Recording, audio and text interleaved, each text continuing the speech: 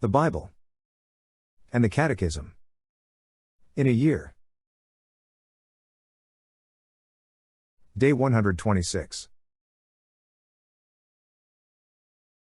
From the first book of Samuel.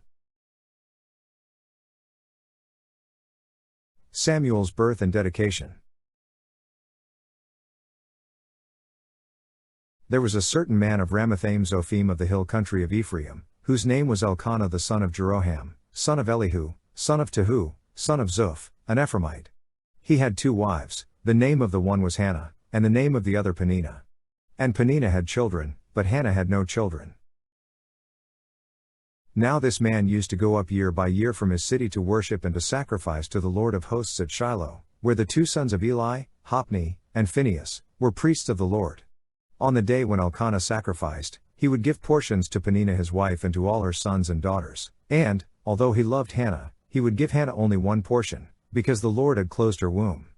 And her rival used to provoke her sorely, to irritate her, because the Lord had closed her womb. So it went on year by year. As often as she went up to the house of the Lord, she used to provoke her. Therefore Hannah wept and would not eat. And Elkanah, her husband, said to her, Hannah, why do you weep? And why do you not eat? And why is your heart sad? Am I not more to you than 10 sons? After they had eaten and drunk in Shiloh, Hannah rose. Now Eli the priest was sitting on the seat beside the doorpost of the temple of the Lord. She was deeply distressed and prayed to the Lord, and wept bitterly. And she vowed a vow and said, O Lord of hosts, if thou wilt indeed look on the affliction of thy maidservant, and remember me, and not forget thy maidservant, but wilt give to thy maidservant a son, then I will give him to the Lord all the days of his life, and no razor shall touch his head. As she continued praying before the Lord, Eli observed her mouth. Hannah was speaking in her heart, only her lips moved, and her voice was not heard, therefore Eli took her to be a drunken woman. And Eli said to her, How long will you be drunken? Put away your wine from you. But Hannah answered, No, my Lord, I am a woman sorely troubled, I have drunk neither wine nor strong drink, but I have been pouring out my soul before the Lord. Do not regard your maidservant as a base woman, for all along I have been speaking out of my great anxiety and vexation. Then Eli answered, Go in peace, and the God of Israel grant your petition which you have made to him. And she said, Let your maidservant find favor in your eyes. Then the woman went her way and ate, and her countenance was no longer sad. They rose early in the morning and worshipped before the Lord, then they went back to their house at Ramah, and Elkanah knew Hannah his wife, and the Lord remembered her, and in due time Hannah conceived and bore a son, and she called his name Samuel, for she said, I have asked him of the Lord. And the man Elkanah and all his house went up to offer to the Lord the yearly sacrifice, and to pay his vow. But Hannah did not go up, for she said to her husband, As soon as the child is weaned, I will bring him, that he may appear in the presence of the Lord, and abide there forever. Elkanah her husband said to her, Do what seems best to you, wait until you have weaned him, only, may the Lord establish his word. So the woman remained and nursed her son, until she weaned him. And when she had weaned him, she took him up with her, along with a 3-year-old bull, an ephah of flour, and a skin of wine, and she brought him to the house of the Lord at Shiloh, and the child was young. Then they slew the bull, and they brought the child to Eli. And she said, Oh, my Lord! As you live, my Lord, I am the woman who was standing here in your presence, praying to the Lord. For this child I prayed, and the Lord has granted me my petition which I made to him. Therefore I have lent him to the Lord, as long as he lives, he is lent to the Lord. And they worshipped the Lord there. Hannah's prayer. Hannah also prayed and said, My heart exults in the Lord. My strength is exalted in the Lord. My mouth derides my enemies. Because I rejoice in thy salvation. There is none holy like the Lord. There is none besides thee. There is no rock like our God. Talk no more so very proudly. Let not arrogance come from your mouth. For the Lord is a God of knowledge, and by him actions are weighed. The bows of the mighty are broken, but the feeble gird on strength. Those who were full have hired themselves out for bread. but those who were hungry have ceased to hunger. The barren has borne 7. But she who has many children is forlorn. The Lord kills and brings to life. He brings down to Sheol and raises up. The Lord makes poor and makes rich. He brings low, he also exalts. He raises up the poor from the dust. He lifts the needy from the ash heap, to make them sit with princes, and inherit a seat of honor. For the pillars of the earth are the Lord's, and on them he has set the world. He will guard the feet of his faithful ones. But the wicked shall be cut off in darkness. For not by might shall a man prevail. The adversaries of the Lord shall be broken to pieces. Against them he will thunder in heaven. The Lord will judge the ends of the earth. He will give strength to his king, and exalt the power of his anointed. Eli's wicked sons. Then Elkanah went home to Ramah. And the boy ministered to the Lord, in the presence of Eli the priest. Now the sons of Eli were worthless men, they had no regard for the Lord. The custom of the priests with the people was that when any man offered sacrifice, the priest's servant would come, while the meat was boiling, with a 3-pronged fork in his hand, and he would thrust it into the pan, or kettle, or cauldron, or pot. All that the fork brought up the priest would take for himself. So they did at Shiloh to all the Israelites who came there. Moreover, before the fat was burned, the priest's servant would come and say to the man who was sacrificing, "Give meat for the priest to roast, for he will not accept boiled meat from you, but raw." And if the man said to him, "Let them burn the fat first, and then take as much as you wish," he would say, "No, you must give it now, and if not, I will take it by force." Thus the sin of the young men was very great in the sight of the Lord, for the men treated the offering of the Lord with contempt.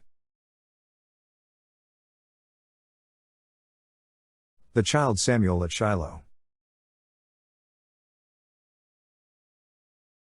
Samuel was ministering before the Lord, a boy girded with a linen ephod. And his mother used to make for him a little robe and take it to him each year, when she went up with her husband to offer the yearly sacrifice. Then Eli would bless Elkanah and his wife, and say, "The Lord give you children by this woman for the loan which she lent to the Lord," so then they would return to their home. And the Lord visited Hannah, and she conceived and bore 3 sons and 2 daughters. And the boy Samuel grew in the presence of the Lord.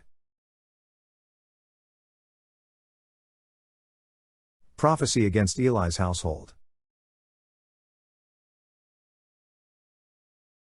Now Eli was very old, and he heard all that his sons were doing to all Israel, and how they lay with the women who served at the entrance to the tent of meeting. And he said to them, "Why do you do such things? For I hear of your evil dealings from all the people. No, my sons, it is no good report that I hear the people of the Lord spreading abroad. If a man sins against a man, God will mediate for him, but if a man sins against the Lord, who can intercede for him?" But they would not listen to the voice of their father, for it was the will of the Lord to slay them. Now the boy Samuel continued to grow both in stature and in favor with the Lord and with men. And there came a man of God to Eli, and said to him, "Thus the Lord has said, I revealed myself to the house of your father when they were in Egypt subject to the house of Pharaoh. And I chose him out of all the tribes of Israel to be my priest, to go up to my altar, to burn incense, to wear an ephod before me, and I gave to the house of your father all my offerings by fire from the people of Israel. Why then look with greedy eye at my sacrifices and my offerings which I commanded, and honor your sons above me by fattening yourselves upon the choicest parts of every offering of my people Israel? Therefore the Lord the God of Israel declares, I promised that your house and the house of your father should go in and out before me forever, but now the Lord declares, far be it from me, for those who honor me I will honor, and those who despise me shall be lightly esteemed. Behold, the days are coming, when I will cut off your strength and the strength of your father's house, so that there will not be an old man in your house. Then in distress you will look with envious eye on all the prosperity which shall be bestowed upon Israel, and there shall not be an old man in your house forever. The man of you whom I shall not cut off from my altar shall be spared to weep out his eyes and grieve his heart, and all the increase of your house shall die by the sword of men. And this which shall befall your 2 sons, Hophni and Phinehas, shall be the sign to you, both of them shall die on the same day.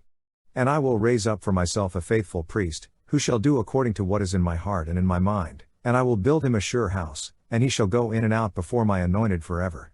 And every one who is left in your house shall come to implore him for a piece of silver or a loaf of bread, and shall say, Put me, I pray you, in one of the priest's places, that I may eat a morsel of bread.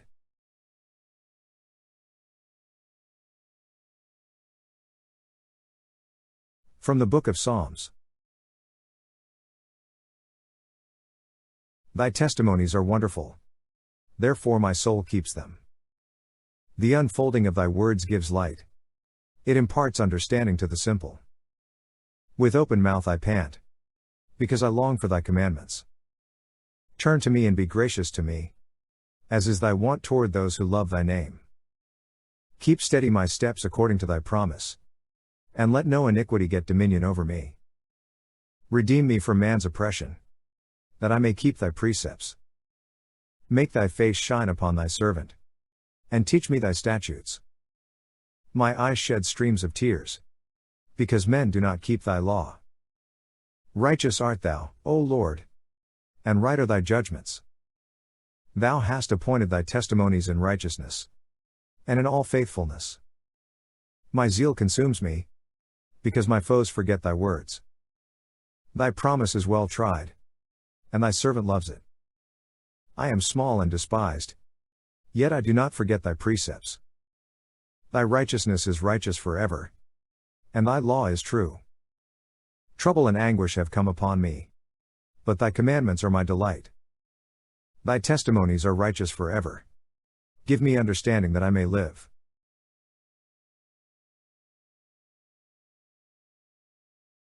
From the Gospel of Mark. A lamp under a bushel basket.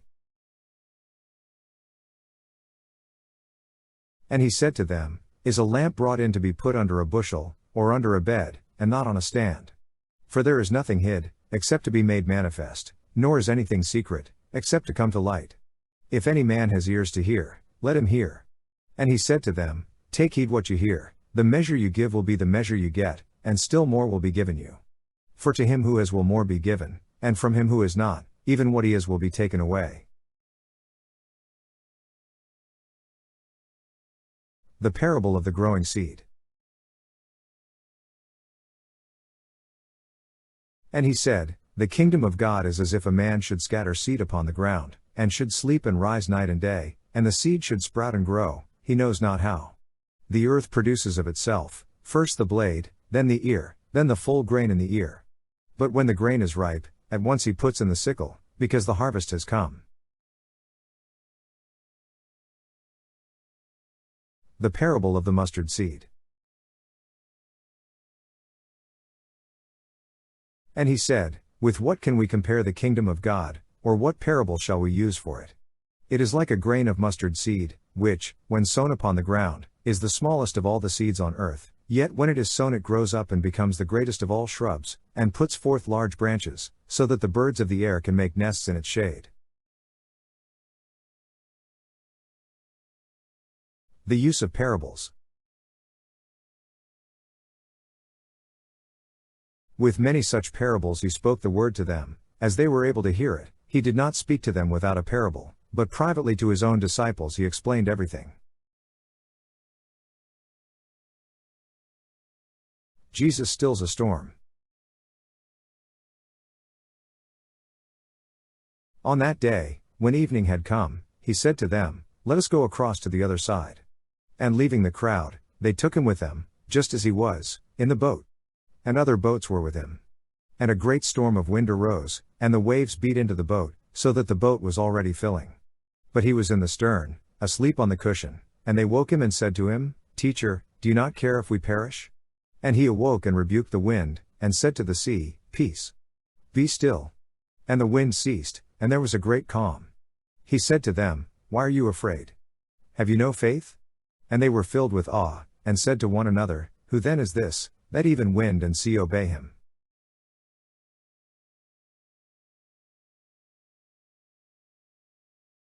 From the Catechism. The Church is apostolic. The Church is apostolic because she is founded on the apostles, in three ways. She was and remains built on the foundation of the apostles, the witnesses chosen and sent on mission by Christ himself. With the help of the Spirit dwelling in her, the Church keeps in hands on the teaching, the good deposit, the salutary words she has heard from the apostles. She continues to be taught, sanctified, and guided by the apostles until Christ's return, through their successors in pastoral office, the College of Bishops, assisted by priests, in union with the successor of Peter, the Church's supreme pastor. You are the eternal shepherd, who never leaves his flock untended. Through the apostles, you watch over us and protect us always. You made them shepherds of the flock, to share in the work of your Son. The Apostles' Mission. Jesus is the Father's emissary. From the beginning of his ministry, he called to him those whom he desired, and he appointed 12, whom also he named apostles, to be with him, and to be sent out to preach. From then on, they would also be his emissaries, Greek apostoloi. In them, Christ continues his own mission, as the Father has sent me, even so I send you. The apostles' ministry is the continuation of his mission. Jesus said to the 12, "He who receives you receives me." Jesus unites them to the mission he received from the Father. As the Son can do nothing of his own accord, but receives everything from the Father who sent him, so those whom Jesus sends can do nothing apart from him, from whom they received both the mandate for their mission and the power to carry it out. Christ's apostles knew that they were called by God as ministers of a new covenant, servants of God, ambassadors for Christ, servants of Christ and stewards of the mysteries of God. In the office of the apostles there is one aspect that cannot be transmitted: to be the chosen witnesses of the Lord's resurrection and so the foundation stones of the Church. But their office also has a permanent aspect. Christ promised to remain with them always. The divine mission entrusted by Jesus to them will continue to the end of time, since the gospel they handed on is the lasting source of all life for the Church. Therefore, the apostles took care to appoint successors. The bishops, successors of the apostles. In order that the mission entrusted to them might be continued after their death, the apostles consigned, by will and testament, as it were, to their immediate collaborators the duty of completing and consolidating the work they had begun, urging them to tend to the whole flock, in which the Holy Spirit had appointed them to shepherd the Church of God. They accordingly designated such men and then made the ruling that likewise on their death other proven men should take over their ministry. Just as the office which the Lord confided to Peter alone, as first of the apostles, destined to be transmitted to his successors, is a permanent one, so also endures the office, which the apostles received, of shepherding the Church, a charge destined to be exercised without interruption by the sacred order of bishops. Hence the Church teaches that the bishops have by divine institution taken the place of the apostles as pastors of the Church, in such wise that whoever listens to them is listening to Christ and whoever despises them despises Christ and him who sent Christ.